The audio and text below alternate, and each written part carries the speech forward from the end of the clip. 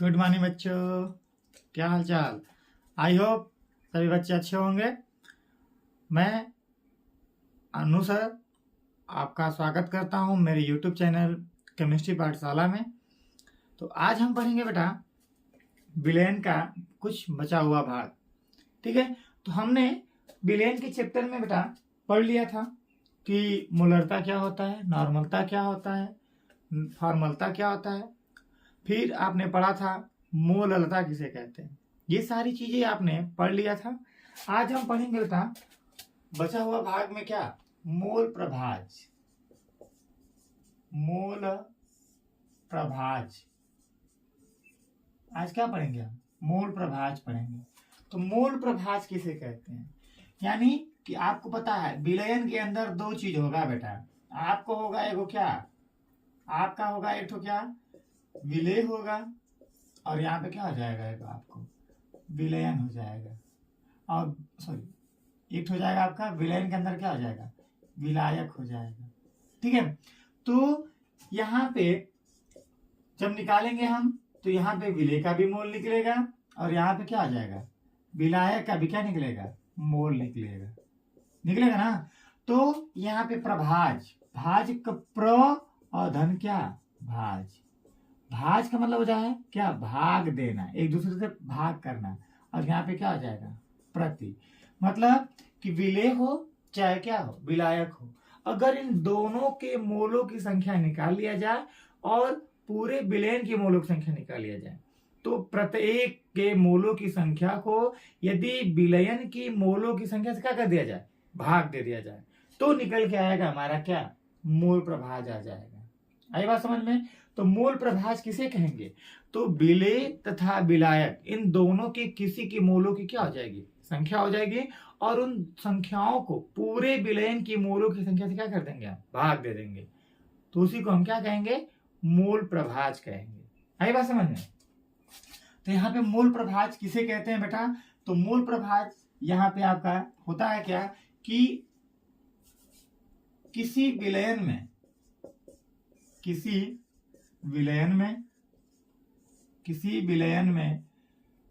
विलय या विलायक की मोलों की संख्या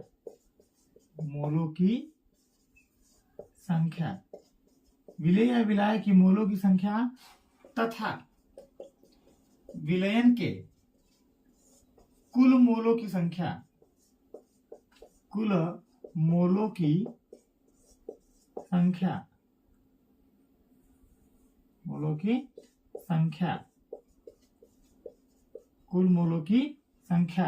के अनुपात को क्या अनुपात को क्या बोलते हैं मोल प्रभाज कहते हैं। क्या कहते हैं बेटा मोल प्रभाज कहते हैं, मोल प्रभाज कहते हैं। इसका दूसरा नाम होता है बेटा इसे मोल अंश कहते हैं, या आप इसको क्या कह सकते हैं इसे मोल भिन्न के नाम से भी जानते हैं। मोल भिन्न के नाम से भी जानते हैं, मोल भिन्न के नाम से भी जानते हैं। ठीक है बेटा, इसे मोल भिन्न के नाम से भी जानते हैं।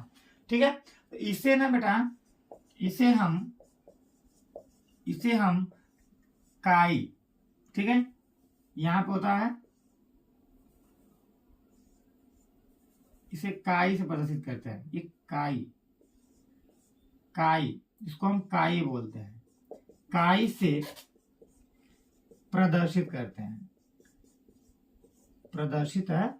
करते हैं। ठीक है बेटा, इसे हम किससे प्रदर्शित करते हैं काई से प्रदर्शित करते हैं।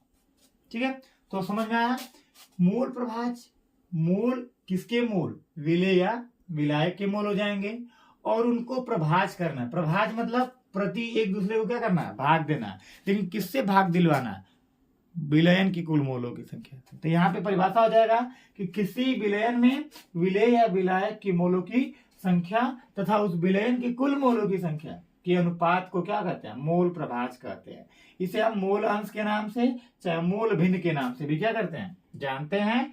और इसे हम किसे प्रदर्शित करते हैं? काई से प्रदर्शित करते हैं। किसे प्रदर्शित करते हैं बेटा? काई से प्रदर्शित करते हैं। ठीक है, आगे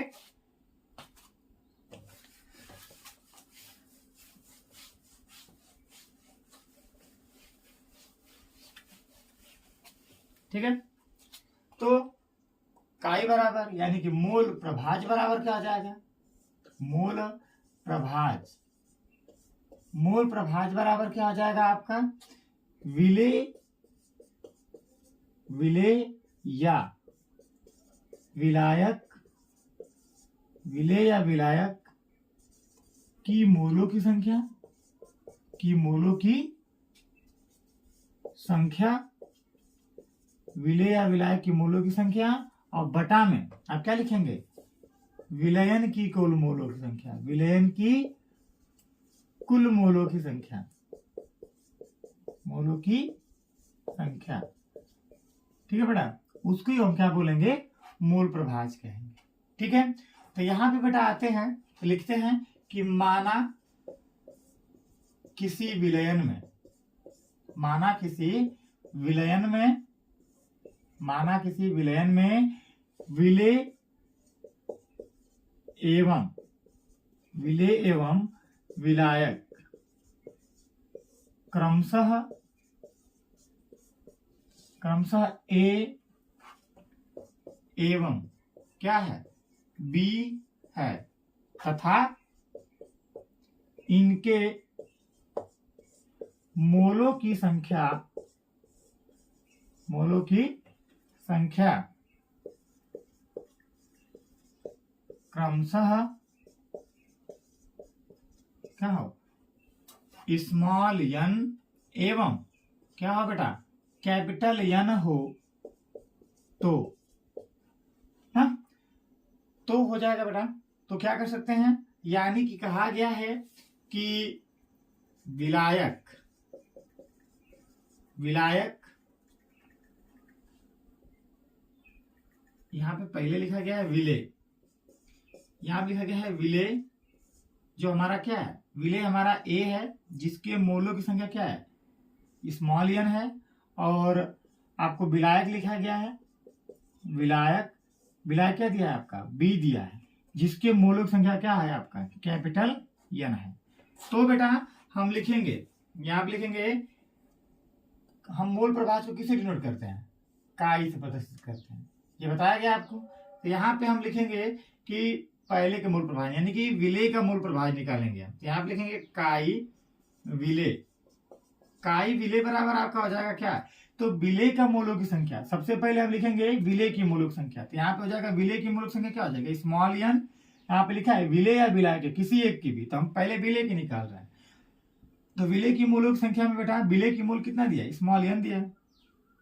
और आपको पता है कि विलयन बराबर, आपको पता है विलयन बराबर आपको स्टार्टिंग में लिखवाया गया है कि विलयन बराबर होता है विलेय, विलयन बराबर आपको पता बताया गया है कि विलयन बराबर होता है आपका क्या? विलेय और प्लस क्या होता है? विलायक होता है, ये आप जानते हैं। तो यहाँ पे विलेय की मोलों की संख्या स्मॉल एन और विलायक की मोलों की संख्या क्या हो जाएगा? कैपिटल एन हो जाएगा। ठीक है, या इसको हम लिख सकते हैं कि स्मॉल डब्ल्यू ए बटा में, या आपको पता है स्मॉल एन है तो स्मॉल डब्ल्यू होगा ही होगा, तो स्मॉल डब्ल्यू बटा में क्या हो जाएगा? स्मॉल एम लिख सकते हैं बटा में स्मॉल डब्ल्यू बटा में स्मॉल एम और प्लस कैपिटल डब्ल्यू बटा में क्या? Capital M. इसको हम ऐसे भी लिख सकते हैं। ठीक है, क्योंकि हमको पता है कि मोल बराबर क्या होता है? पदार्थ का जो मोल होता है स्मॉल डब्ल्यू बटा में क्या होता है? Small M. अगर हम विलेय का लेंगे तो स्मॉल डब्ल्यू स्मॉल एम लिखेंगे, और जब विलायक का लिखेंगे तो कैपिटल डब्ल्यू कैपिटल एम लिखेंगे। ठीक है, अब यहाँ पे निकालते हैं हम किसका? विलायक का निकालते हैं। तो सबसे पहले हम ऊपर किसका मोल प्रभाज मोल लिखेंगे? विलायक का लिखेंगे। तो विलायक का मोल कितना दिया बेटा आपको? कैपिटल एन दिया है। क्या दिया है? कैपिटल एन दिया है। तो यहाँ पे जाकर कैपिटल एन, फिर यहाँ पे विलेय का मोल, और यहाँ पे क्या हो जाएगा? विलायक का मोल। अर्थात हम क्या लिख सकते हैं बेटा इसको कि कैपिटल डब्ल्यू बटा में कैपिटल एम बटा में स्मॉल डब्ल्यू स्मॉल डब्ल्यू बटा में स्मॉल यम और प्लस कैपिटल डब्ल्यू बटा में क्या, कैपिटल यम लिख सकते हैं। ठीक है बेटा, ये हो जाएगा हमारा विलय के लिए और ये हमारा किसके लिए हो जाएगा, विलायक के लिए हो जाएगा। आई बात समझ में?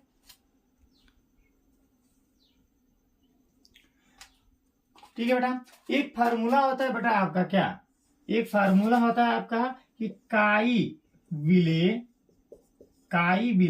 प्लस काई क्या, विलायक। काई विले प्लस काई विलायक बराबर कितना होता है आपका, 1 होता है। तो ये सिद्ध कैसे होता है, तो हम लेफ्ट हैंड साइड ले लेते हैं। तो लेफ्ट हैंड साइड में क्या लिखना है, पहले विलय की मूलक संख्या, तो small N plus capital N plus हो जाएगा। विलायक का मूल कितना निकाले थे बेटा आपने, मूल प्रभाज कैपिटल एन बटा में small N plus capital N. तो दोनों के हर समान है तो अंश आपस में क्या हो जाएंगे, जुड़ जाएंगे। तो small N plus capital N बटा में small N plus capital N, दोनों सेम सेम है, कट जाएगा, कितना आ जाएगा, 1 आ जाएगा। ठीक है, यानी कि यह जो फार्मूला है, इस फार्मूले के द्वारा अगर हम किसी एक का मूल प्रभाव निकाल लेते हैं बेटा, तो दूसरे का आसानी से क्या कर सकते हैं, निकाल सकते हैं। आई बात समझ में? किसी एक का निकल जाएगा तो दूसरे का हम आसानी से क्या कर सकते हैं, निकाल सकते हैं।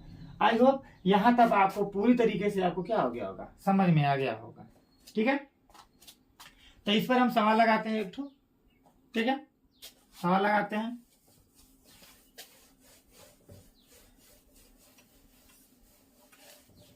आपको यहाँ पे हम सवाल लगाया जाता है एक ठो।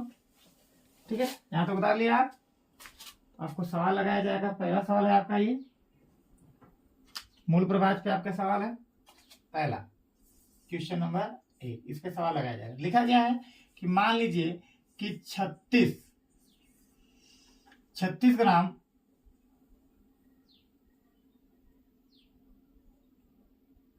एक सेकंड रुक जाइए। यहां पे लिखा गया है कि 34 ग्राम अमोनिया NH3 को, अमोनिया को 54 ग्राम जल में घोलने पर प्राप्त विलयन के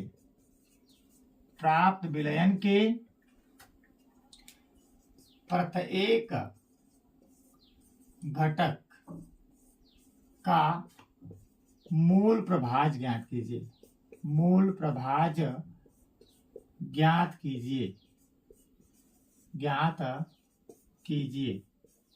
ठीक है, तो आप इसको सॉल्व करेंगे तो सॉल्व कीजिए इसको। तो आपको दिया क्या क्या है, सबसे पहले तो हम यही बताते हैं आपको ना कि दिया क्या क्या है। सबसे पहले सवाल लगाएंगे तो सबसे पहले देखते हैं कि दिया क्या क्या है। दिया है आपका क्या, 34 ग्राम आपको दिया है क्या, अमोनिया दिया है, और 54 ग्राम आपको क्या दिया है, जल दिया है। जल का सूत्र H2O होता है। ठीक है, कोई दिक्कत है यहाँ तक बेटा, समझ में आया आपको? ये आपको सवाल में क्या किया है, दिया है। तो अब इसको लगाएंगे कैसे, तो हमको सबसे पहले मोल प्रभाव निकालने से पहले हम दोनों पदार्थों का क्या निकालेंगे, मोल निकाल लेंगे। तो यहाँ आप लिखेंगे NH3 का मोल निकालेंगे। तो आपको पता है कि मोल बराबर, यहाँ पे आपको साइड में लिख देता हूं कि मोल बराबर स्मॉल w बाई स्मॉल क्या, यम, यानी कि बार बटा में क्या, अणु बार। ये आपको लिखा दिया, ये फार्मूला होता है। तो NH3 की मात्रा कितनी दिया है बेटा, विलयन के अंदर कितना दिया है, 34 ग्राम। और यहाँ पे NH3 अमोनिया का निकालेंगे आप, तो अमोनिया का निकालेंगे तो H3 हो जाएगा। यहाँ पे नाइट्रोजन का कितना होता है, 14, और यहाँ पे एक हाइड्रोजन का 1, तो 3 हाइड्रोजन का बेटा 3, जोड़ देंगे कितना आ जाएगा, 17। तो यहाँ पे हो जाएगा 17, काट देंगे तो 17 दुना के 34 हो जाएगा। ठीक है, फिर आप निकालेंगे किसका, जल का मोल। यहाँ पे H2O का मोल बेटा, H2O का मोल हो जाएगा। तो जल कितनी मात्रा में दिया है बेटा, 54 दिया है। कितना दिया है, 54। और जब जल का निकालेंगे अणु भार तो H2 धन क्या हो जाएगा, O। तो एक हाइड्रोजन का 1, तो 2 हाइड्रोजन का 2, एक ऑक्सीजन का 16, तो जोड़ देंगे कितना आ जाएगा, 18। यानी कि इसका अणु भार कितना निकला, 18। तो जोड़ इसको भाग देंगे कितना आ जाएगा, 3। अच्छा बताइए आप बेटा कि इसमें विलय और विलायक कौन होगा। तो यहाँ पे आप देखेंगे जो अमोनिया है इसका मात्रा क्या है, जल से क्या है, कम। तो आपको पढ़ाया गया है विलयन में कि विलयन में जिस पदार्थ की मात्रा क्या होती है, कम होती है, उसको हम क्या कहते हैं, विलेय कहते हैं। और जिसकी मात्रा अधिक होती है उसको हम क्या कहते हैं, विलायक कहते हैं। ये बहुत सिंपल सवाल है, आप लगा लेंगे।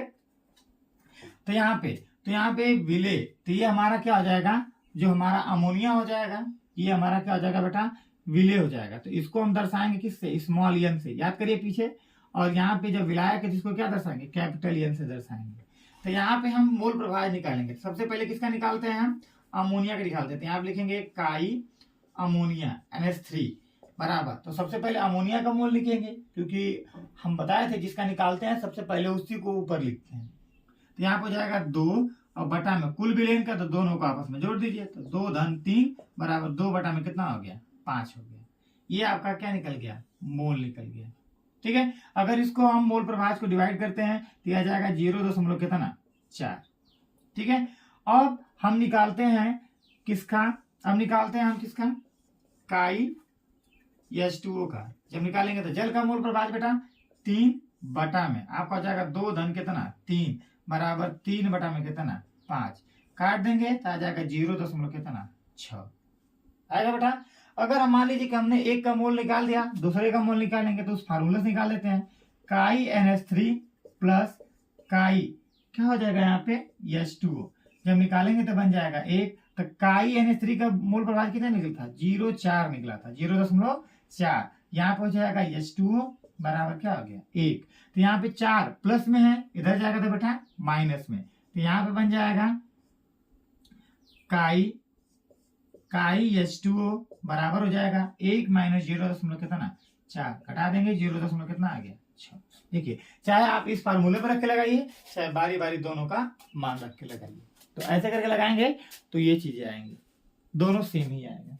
आए बस समझ में, ये सवाल लग गया आपका, समझ में आया आपको ये सवाल, ठीक है।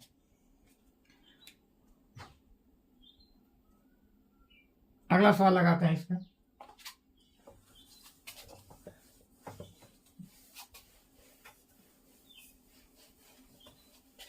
अगला सवाल लगाते हैं इसका।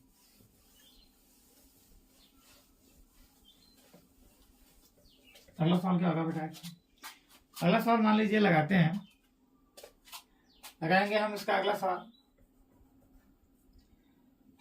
अगला क्वेश्चन है आपका,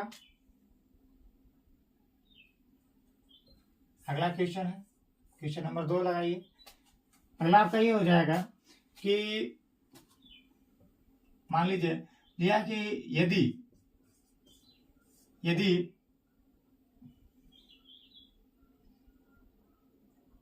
यदि 32 ग्राम मेथेन को, यदि 32 ग्राम मेथेन को 36 ग्राम जल में 36 ग्राम जल में घोला जाता है तो प्राप्त विलयन के प्रत्येक घटक का मोल प्रभाज ज्ञात कीजिए। मोल प्रभाज ज्ञात कीजिए।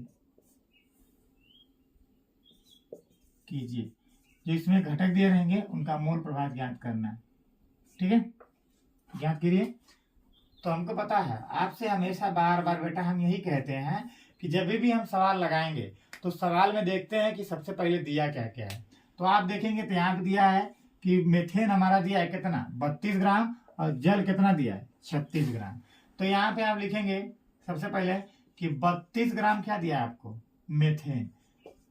32 ग्राम कितना दिया है मेथेन, इसका सूत्र होता है CH4 का। और यहाँ पे दिया है आपको 36 ग्राम जल, तो जल का सूत्र आपको बताइए H2O। अच्छा ये बताइए इसमें विलेय कौन सा होगा और विलायक कौन सा होगा, बताइए इसमें विलेय कौन सा होगा, विलायक कौन सा होगा। तो जिसकी मात्रा कम उसको विलेय और जिसकी मात्रा अधिक उसको क्या कहेंगे, विलायक। तो यहाँ पे हो जाएगा 32 ग्राम, ये तो ये हमारा क्या हो जाएगा, विलेय हो जाएगा, और नीचे वाला क्या हो जाएगा आपका, विलायक हो जाएगा। ठीक है बेटा। अब ध्यान दीजिए यहाँ पे कि जब हम निकालेंगे तो सबसे पहले आपको बताया था मोल प्रभाज निकालने से पहले हमको मोल निकालना पड़ेगा। क्या निकालना पड़ेगा? आपका मोल निकालना पड़ेगा। तो यहाँ पे हम लिखेंगे मेथेन का मोल, यानी कि CH4 का क्या है आप लिखेंगे? मोल। जब CH4 का मोल लिखेंगे आप, तो आपको यहाँ पे फिर से सवाल में बता देता हूं कि मोल बराबर, यानी कि मोल बराबर हो जाएगा small w by small m, यानी कि भार बटा में क्या आ जाएगा बच्चा? अणु भार। ठीक है, ये फार्मूला होता है। तो हम मेथेन कितना ग्राम दिया है बच्चा? कितनी इसकी मात्रा दिया है? 32 ग्राम दिया है। और मेथेन का अणु भार निकालिए, तो यहाँ पर हो जाएगा C धन क्या? H4। एक कार्बन का 12 और एक हाइड्रोजन का 1, तो बेटा कट दिया है 4 को, तो 4 का कितना आ जाएगा? 4, और जोड़ देंगे कितना आ जाएगा? 16। तो यहाँ पे लिख दिया हमने क्या? 16। तो कितना आ जाएगा ये? 16 के 16, 16 गुना 32 हो जाएगा। आई बात समझ में? कोई दिक्कत बेटा? ठीक है, यहाँ पे देखिए आप, अब निकालना है हमको किसका? H2O का निकालना है, H2O का मोल। जब आप H2O का मोल निकालेंगे तो कितना दिया है इसकी मात्रा? 36 दिया है। और हम जब अणु भार निकालेंगे कितना आ जाएगा? 18। देखिए यहाँ पे हो जाएगा H2 धन क्या? O, एक हाइड्रोजन का 1, तो 2 हाइड्रोजन का 2, एक ऑक्सीजन का 16, जोड़ देंगे कितना आ जाएगा? 18। काट देंगे, इसका भी कितना आ गया? 2 ही आ गया, कोई बात नहीं। अब हम लिखते हैं यहाँ पे कि मोल प्रभाव निकालते हैं, तो निकालेंगे काई मेथेन। जब मेथेन का निकालेंगे तो सबसे पहले हम मेथेन का मोल लिखेंगे, तो यहाँ पे हो जाएगा मेथेन का मोल कितना? 2, और दोनों का मोल 2 धन 2 बराबर 2 बटा में कितना आ जाएगा? 4। काट देंगे बेटा, कितना आ जाएगा? 1 बटा में कितना? 2। यानी कि 1 का मोल कितना निकल गया? यानी कि 1 का मोल प्रभाव, यानी कि मेथेन का जो मोल प्रभाव निकला वो कितना निकल गया? 0.5 निकल गया। अगर दूसरे वाले का निकालेंगे तो या दोनों फार्मूला लिख सकते हैं, तो काई मेथेन धन काई H2O बराबर 1, तो मेथेन का निकल गया 0.5, हम काई क्या आ जाएगा यहाँ पे? H2O बराबर 1। तो यहाँ पे ये प्लस में दिया है, इधर जाएगा बेटा तो माइनस में हो जाएगा, तो काई H2O बराबर हो जाएगा 1 माइनस 0.5। जब घटाएंगे तो ये भी कितना आ जाएगा? 0.5 आ जाएगा। ठीक है, यानी कि मेथेन का मोल प्रभाव भी कितना निकला? 0.5, और जल का भी कितना निकला? 0.5 निकला। ठीक है, समझ में आई बात?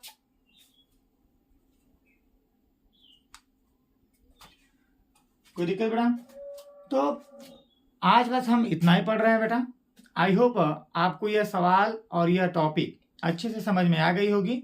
तो मेरे चैनल को बेटा आप सब्सक्राइब और शेयर करना ना भूलें, और अपने अगल बगल के दोस्तों से भी करवा दें, अपने क्लास के बच्चों से करवा दें, ताकि उन लोगों के पास भी मेरा वीडियो क्या हो सके? पहुंच जा सके, और वो भी हमारे चैनल से क्या कर सकें? अच्छे से आसानी से क्या कर सकें? पढ़ सकें।